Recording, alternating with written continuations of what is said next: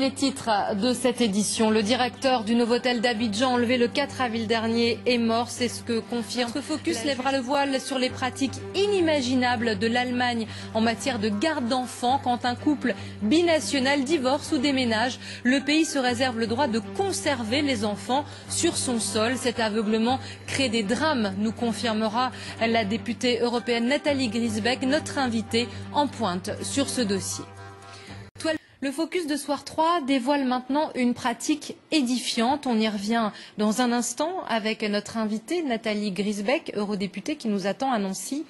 Il s'agit de la loi d'Airain que la justice allemande applique aux couples binationaux. Elle considère que l'intérêt supérieur de leurs enfants est de rester vivre en Allemagne. Notre bureau européen a rencontré une famille franco-allemande qui voulait simplement déménager. Leur vie a viré au cauchemar. Françoise Schöller, Thibaut Graillot. Clara Léonie, kommt mal. Le papa de Clara et Léonie est français, leur maman est allemande. La vie de cette famille binationale bascule en 2007. Ce vendredi de décembre, quand Nathalie va chercher ses filles à l'école à Kehl en Allemagne, elles ont disparu. J'ai complètement paniqué, je suis montée au premier étage chez la directrice qui n'était pas là, enfin qui m'a laissé un message par sa secrétaire en me disant qu'elle ne savait pas où était ma fille. Au même moment, Léonie était enlevée au jardin d'enfants. Nathalie ne soupçonne pas que c'est le projet de déménager à Strasbourg, dévoilé par Clara à l'école, qui a lancé la machine. Les fillettes ont en fait été placées dans une famille par le Jugendamt, l'Office de protection de l'enfance. Un organisme que Luc connaît bien, il fait partie de l'association qui soutient des milliers de parents victimes de sa politique nationaliste. Pour cette administration, un enfant socialisé en Allemagne doit y rester. C'est une organisation qui est très opaque et qui a un véritable rôle politique, qui défend l'intérêt allemand en matière d'enfants et qui va directement influencer la décision du juge allemand. Pour Nathalie et Jean-Paul, 6 longs mois de calvaire au cours desquels ils n'auront droit qu'à 2 heures de visite surveillée par semaine avec obligation de parler allemand.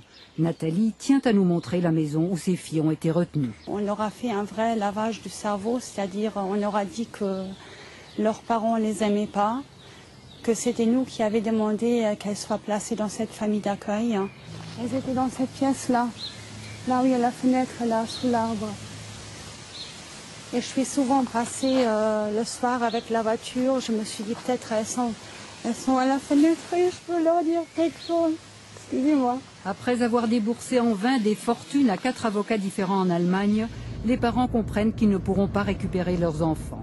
Ils tentent le tout pour le tout. Le père profite d'une autorisation de sortie sans témoin pour passer la frontière toute proche avec ses gamines. On s'engage sur le pont et à ce moment-là, il est temps d'accélérer un peu le pas. Et au moment où on est arrivé au milieu, je leur dis, ça y est, maintenant on est en France. Cette passerelle est effectivement le pont salvateur qui nous a permis de regagner, puisque les Allemands aiment bien ça, la mère patrie. Là-bas, ils disaient qu'on ne pouvait plus aller chez nos parents parce qu'ils étaient fous et qu'ils risquaient de nous frapper et tout ça. Et je les ai pas crus. Signalés le jour même à Interpol, les fugitifs sont décrits comme des personnes dangereuses. Une accusation contestée par les experts médico-sociaux en France. C'est un fait qui est connu de tout le monde, mais qui est tabou, qui ne se dit pas. Mais effectivement, la justice allemande joue pas franc jeu. Et moi, je peux garantir que monsieur et madame ne présentent aucun trouble de la personnalité s'opposant à l'accueil des enfants chez eux. Côté allemand, seul le directeur du tribunal d'instance accepte de nous recevoir sans nous donner aucune explication sur les raisons du placement des enfants. Jean-Paul est toujours sous le coup d'une condamnation de 3 mois de prison pour enlèvement d'enfants. Il espère malgré tout que ses enfants pourront un jour jouer librement des 2 côtés du pont de l'Europe, symbole de l'amitié franco-allemande. Bonsoir Nathalie Griesbeck, merci d'être avec nous. Vous êtes eurodéputée Modem, vous participez à la commission des libertés civiles et de la justice où vous vous occupez de ces dossiers. Madame Griesbeck, ces gens qu'on vient de voir, c'est incroyable, ils ne sont pas fous, ils sont bien victimes de ce système allemand. Oui, ce sont des situations extrêmement douloureuses, extrêmement graves.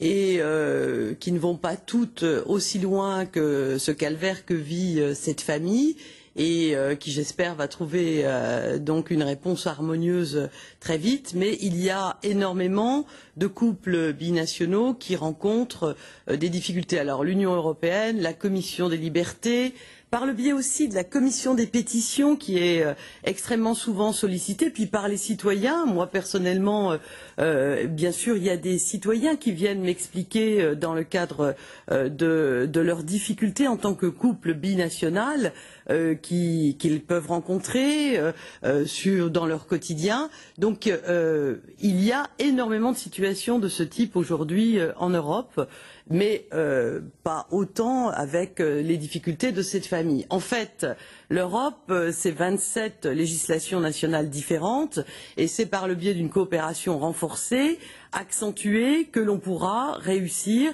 à faire comprendre à cette instance qui est le Jugendamt, donc cette juridiction entre guillemets donc de protection de l'enfant en Allemagne, que la position qui est la sienne n'est pas prise dans le respect des droits de l'enfant et le respect de sa vie en famille. Madame Griesbeck, je vous interromps. Ce qu'on voudrait comprendre, c'est est-ce que le droit allemand, là, est en accord ou en violation avec le droit européen, très simplement?